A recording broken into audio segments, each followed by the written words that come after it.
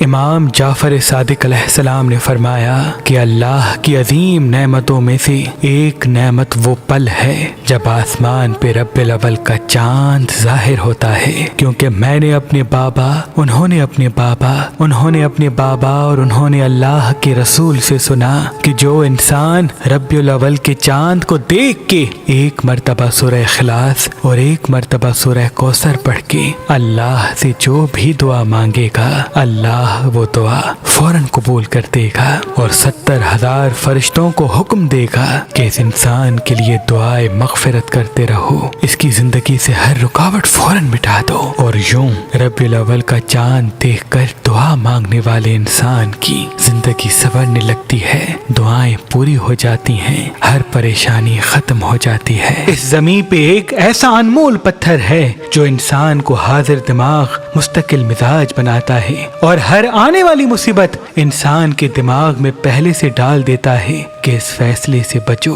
وہ پتھر نجف کی سرزمین سے نکلا ہوا موہ نجف ہے۔ اگر آپ یہ پڑھا ہوا موہ نجف حاصل کرنا چاہتے ہیں تو آج ہی مہربان اسٹوڈنٹس کے نمبر پہ کال کریں اور یہ موہ نجف حاصل کریں۔